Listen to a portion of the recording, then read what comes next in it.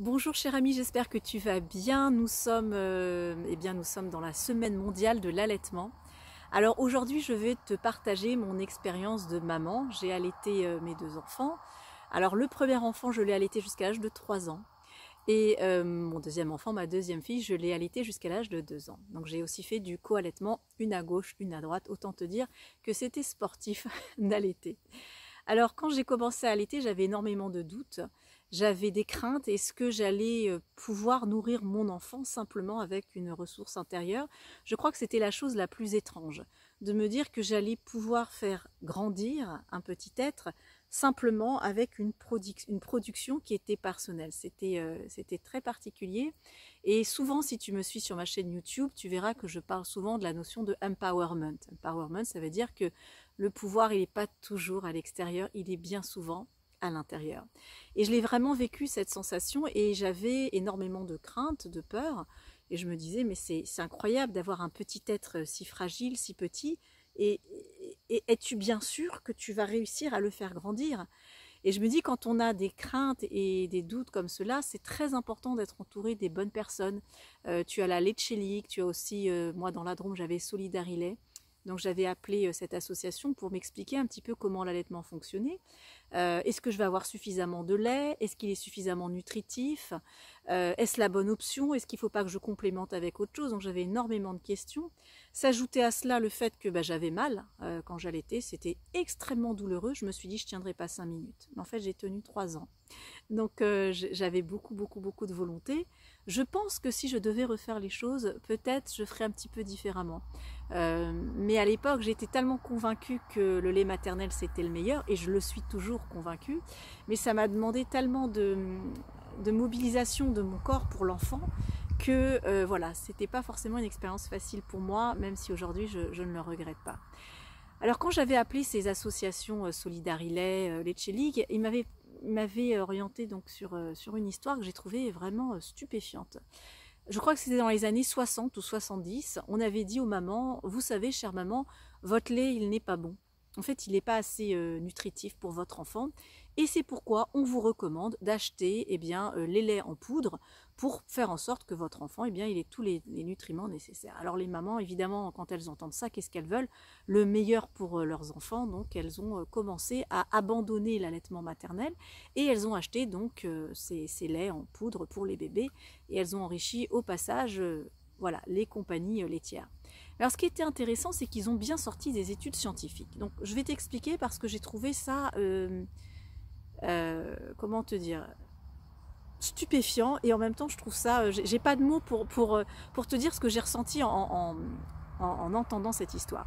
On a donc pris un appareil pour donc prélever le lait de la maman. Avec le lait qu'il y avait à l'intérieur, eh bien on l'a fait analyser par une machine, et alors tiens-toi bien, qu'est-ce qu'on a vu? Eh bien que ce lait maternel, le lait des mamans, en fait ne contenait pratiquement que de l'eau. Il y avait très peu de protéines, de lipides, c'était quasiment de l'eau. Donc les scientifiques sont arrivés en disant, madame, votre lait, le lait de toutes les mamans, nous avons pompé pendant 10 minutes votre lait, nous l'avons analysé de façon scientifique, et regardez le résultat, votre lait n'est pas assez nutritif. Donc ça c'est irréfutable, ce sont des preuves scientifiques que votre lait n'est pas bon.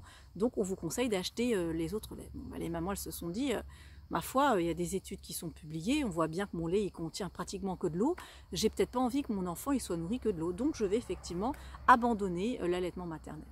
Et alors ce qui était extraordinaire, et c'est là où le pivot de l'histoire a lieu, c'est que en fait, pendant les 10-15 premières minutes, effectivement, le lait contient principalement de l'eau. Et c'est bien sûr normal, puisque le bébé en général, ce qui est plus important entre j'ai faim et j'ai soif, c'est j'ai soif.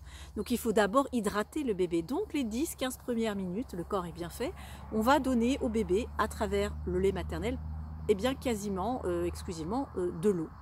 Et ensuite vont venir les glucides, les protéines, les lipides, etc. Donc il va y avoir d'autres substances nutritives qui vont venir pour l'enfant. Mais ça, c'est une fois que l'enfant aura tété 10-15 minutes. Et ensuite, tu auras toutes les autres substances qui vont faire en sorte que l'enfant va pouvoir grandir.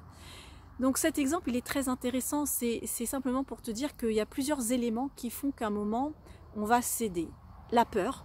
La peur, quand tu as peur, tu cèdes. C'est évident. J'ai peur de ne pas bien nourrir mon enfant. Ah oui, j'ai peur. Donc oui, je vais prendre le lait de vache pour le nourrir, ça c'est la peur. Et un deuxième élément, c'est cette notion de preuve scientifique. Puisque la science me montre que mon lait n'est pas assez nutritif, ces deux arguments-là sont de poids et donc effectivement je ne vais plus faire confiance à mon corps. Donc je trouve que cet exemple-là, je le prends avec l'exemple du lait maternel, mais en fait tu peux le trouver dans plein d'autres situations. Quand tu es dans une situation de fragilité, dans une situation de peur, dans une situation où on te prouve que la science te dit que par A par Z que ton lait n'est pas bon, tu as tendance à céder. Et j'étais très marquée par cet exemple-là parce que je me suis dit mais c'est quand même incroyable comment le corps il est bien fait. Le fait de donner d'abord de l'eau au corps de l'enfant et ensuite d'amener glucides, lipides, protéines, c'est extrêmement bien fait. Comment peut-on douter un seul instant que les mamans à travers les âges, depuis des centaines et des centaines de milliers d'années, elles ont toujours nourri leurs enfants avec leur lait? Comment ça se fait que tout à coup en 1960-70 le lait n'est plus bon? Pire, ces industries ont été en Afrique et elles ont dit aux mamans africaines, donc le même discours, hein, votre lait n'est pas assez bon pour votre enfant. Donc les mamans africaines qui avaient toujours nourri leurs enfants avec leur lait ont donc pris ce lait en poudre et elles ne savaient pas comment l'utiliser. Donc elles ont donné du lait en poudre directement dans la bouche de l'enfant, sans le diluer au préalable dans de l'eau. Donc les enfants sont morts. Et je trouve que cet exemple, puisqu'on est dans la semaine mondiale de l'allaitement, j'ai envie de rappeler ça que si on se trouve dans une situation où on a peur, encore une fois, on se sent fragile et on nous montre des preuves scientifiques, on va tendance à laisser tomber, à ne plus faire confiance à ce corps et à aller chercher la solution à l'extérieur. Et j'ai envie de dire, cet exemple-là, il faut bien le garder en tête parce que c'est pas anodin et à travers les âges, à travers les histoires, à travers la situation dans laquelle on vit, ce sont toujours les mêmes ingrédients qui reviennent. Tu as peur, tu te sens fragile, donc tu vas chercher la solution à l'extérieur. Donc voilà, moi ça m'a beaucoup interpellée, ça m'a aussi beaucoup marqué. Et autre chose par rapport à l'allaitement, moi j'ai dit à la Leche League, hein, donc de la Drôme qui s'appelait en fait Solidarilait, j'ai dit mais moi j'ai pas beaucoup de lait, donc c'est étonnant. Et alors ils m'ont donné un très bel exemple, ils m'ont dit en fait quand le bébé il tète, il va envoyer un signal. En fait, il est en train de passer commande. Quand tu passes commande, tu ne reçois pas ta commande tout de suite, n'est-ce pas? Donc, le bébé, quand il tète, il est en train de passer commande, comme si tu passais commande sur Internet. Et ensuite, le colis va être livré. Et le colis, c'est quoi? C'est le lait. Donc, même si tu n'as pas de lait pendant 1 ou 2 jours, ne t'inquiète pas. Le bébé, il est en train d'envoyer le signal et il passe commande. Parce qu'il faut savoir une chose, c'est qu'en fait, du lait, j'en ai en ce moment. J'en ai tout le temps. Sauf qu'il y a des substances, des hormones spécifiques qui bloquent le lait. Donc, le lait, c'est quelque chose de naturel chez la femme. Le jour où elle a un enfant, elle va accoucher, etc., eh bien, les canaux vont s'ouvrir pour pouvoir nourrir l'enfant. Donc ça, c'est tout un système complexe hormonal. Mais en fait, le lait, tu l'as toujours en toi. Tu as toujours du lait, du lait, du lait. Donc, aie confiance dans le système qui est mis en place dans ton corps. C'est quelque chose d'extrêmement précieux. Ton système immunitaire aussi, c'est quelque chose d'extrêmement précieux. Tu as 2 systèmes, le système immunitaire inné, acquis. Et l'acquis, c'est vraiment une horlogerie extrêmement fine. On ne fait pas n'importe quoi avec cette ingénierie corporelle qui est juste magnifique. Voilà. Donc j'ai envie de... Ce petit message que je t'envoie, c'est un petit message pour dire tu as énormément d'outils à l'intérieur de toi, on ne s'en rend pas toujours compte parce qu'il y a tellement de données qu'à un moment on ne sait plus, mais je pense qu'il faut retourner au bon sens. Quand je dis le bon sens, c'est-à-dire le sens corporel. Avoir du bon sens aussi, et avoir aussi du sens, avoir une direction. Donc voilà, si tu es une maman et que tu souhaites allaiter, sache que tu as tout en toi, pour donner ce qu'il faut à ton petit bébé et que tu peux faire confiance en ce qui est en toi. Ça, c'est valable pour ton lait, mais c'est valable aussi pour d'autres choses. Donc, aie confiance en qui tu es, ce que tu as en toi, t'inquiète pas, l'architecture de la nature, elle est formidable. C'est pour ça que je te fais cette petite vidéo aussi en pleine nature, parce que pour qui sait observer la beauté de la nature et les ressources de la nature, je pense que s'il faut mettre ma confiance entre la technologie et la nature, je pense que là, pour le moment, j'ai envie de rester connectée à ce que la nature m'a donné. Voilà. Pour ceci dit, je ne néglige pas la technologie, mais chaque chose a sa place dans une temporalité bien précise et de façon individualisée.